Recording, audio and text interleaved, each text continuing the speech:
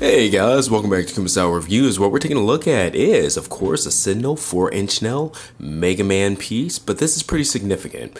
This one's actually the 30th anniversary edition, so this one not only celebrates the 30th anniversary of Megaman as a franchise, or Rockman, whatever you want to call them, but Sentinel, the company themselves, it's their 10th anniversary too.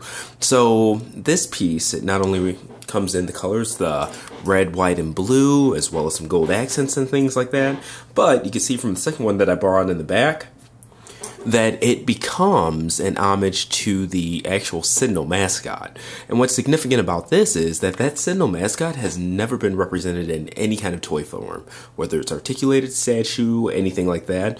So this is the first articulated homage or toy homage to the Sentinel mascot, period, and it's really cool to see. So hopefully this is a hint at them actually releasing that character, because it looks awesome. If you haven't checked it out, please Google it. But anyway, he measures to about 3 1/4 inches tall. Well, looking through the LCD, he's actually 4 inches on the dot, which makes sense as this is the 4-inch-nel line. So this review will go over Megaman himself, the articulation, as well as some comparison, comparison section to the rest of the line, because I do have it complete, and we'll wrap it up. Hopefully you guys enjoy this review. Like, share, subscribe, and here we go.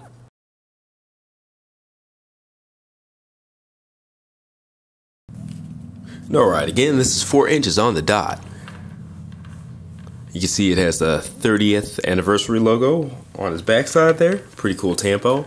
No rub or anything like that. I've played with this toy plenty, so don't worry about that part. Really just well done in general. I like it a lot.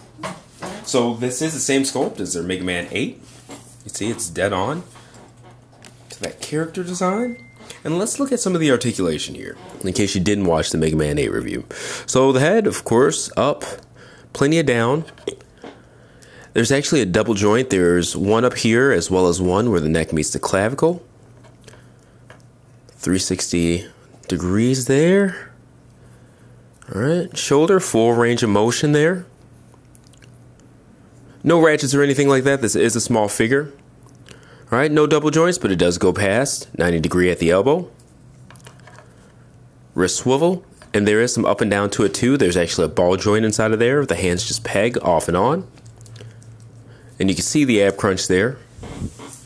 Plenty, both ways. But it can become disjointed, so, you know, just one of those things. Swivel on both parts, both at the chest and the actual waist itself. Not a lot of kick back in the hips. Some kick forward, but you kind of have to swing the hip out, which is unfortunate, but it's one of those things that happens in some of these toys. But that's about as far in as they can go, and you only get that 90 degrees there, so not great. Double jointed knees right there, really cool. So you can even extend them. This piece in the back here does go in to really cinch in that double knee, which is cool, so that there's no gap there. Tons of ankle tilt on this guy, just really posable in general. So let's, I guess an Iron Man pose is cool. We'll do plenty of poses, and these guys are fun. The only part that kind of brings it down is the fact that the hip has to go forward there, or out. Let me bring it up.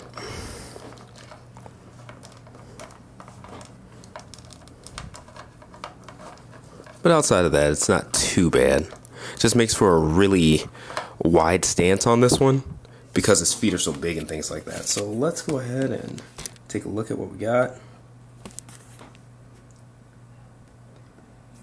Not every toy is meant to be Iron Man, that's why he's Mega Man. Alright, so let's get him into some more Mega Man type poses, alright? Let's change out this arm for the blaster arm. Just pop it off the peg. And pop this one on. Now it is size dependent, or side dependent, because the peg's only on one side, so all you do is just find the correct side, peg it in, and this rotates, so you can have it on either arm, it doesn't matter. Alright, so make sure that's on the outside, which it is because I previously had it on this arm, on this toy.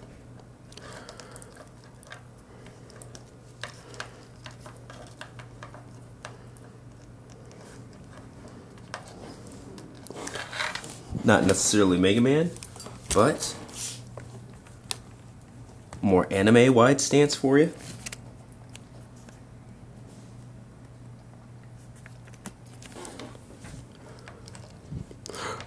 Alright, and let's go ahead and change out the face as well. Since we're on it, trying to leave room for the logo and stuff like that at the bottom. But all you have to do, you find the right angle, and you can just slip it out from the bottom.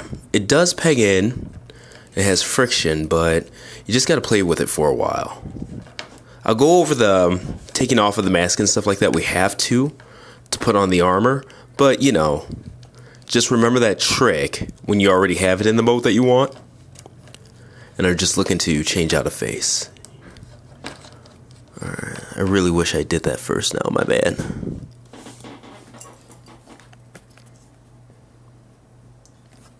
There we go. I think that pose is pretty cool. Let's get this guy armed up. Alright, so it's fairly simple transformation from the regular to the armored mode. And the hardest part is the head, and even that doesn't take long at all. So, just like the other Mega Man 8, these come out. Those ears or ear guards, I don't really know what they're supposed to be. Alright, so you see those, and you can just keep it in place there. If you keep it in place, you're golden. So the sides are blatant for the armor. If you peg in one side, the other side is automatically lined up or whatever. And of course, I did it wrong, forgetting that. Well, I put them on the wrong side. I didn't do it wrong, but alright, 1, 2. Okay, make sure you guys can see it on the camera there. Alright, and it stays pretty well on its own. And then, to hold those together, this crest just pegs in. You see 2 holes on either side. And when you fit it in, it kind of finds the pegs itself. It's a easy fit, but a perfect fit. So you see that? Really nice gold plating there. Even though it's thinner, I haven't really gotten any feel like it's fragile or gonna break or anything like that. And other than that, it's literally just the chest and the wings and pegs at the shoulder.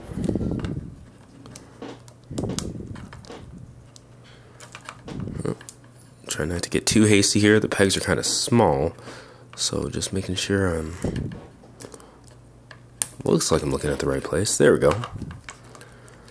Alright, it's not a super tight fit or anything like that, but it's definitely snug. You can pick it up by it. The wings, they are posable. Put them up. You can put them all the way out. You can have them at an angle, which is what I prefer.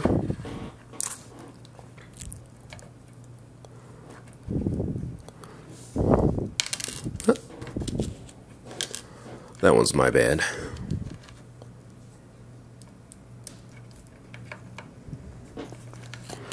It holds in pretty well, and of course if you want one that's permanently in that mode, you can glue it, but I wouldn't suggest that because if you ever want to change out the face, you don't have as much room as you do with the regular helmet only to slide that face out, so it's better just to take it off and go from there.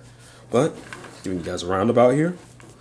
It looks good, and again, this is an homage to the Sentinel mascot character, which is their own creation. A super robot in its own right, but there we go.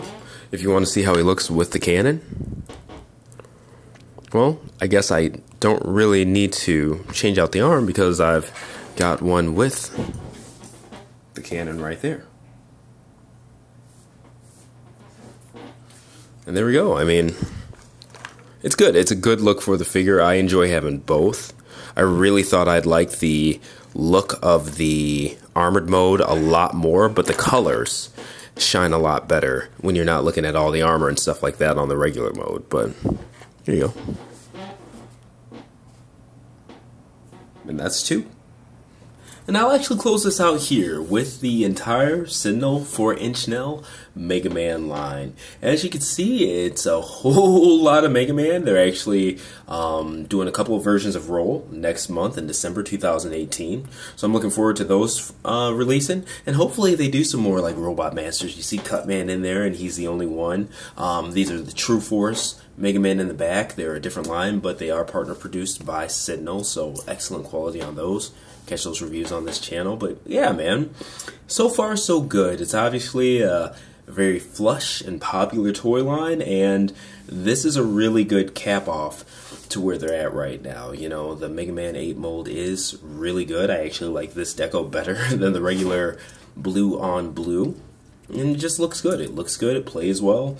And if you like it, buy it. If not, don't. But anyway, this has been another Kumastyle review. The full written review and gallery is up on kumastyle.com right now, so check that out as well. And again, for the written reviews, or the video reviews actually, like, share, subscribe. Thank you guys for watching. I'll see you next time.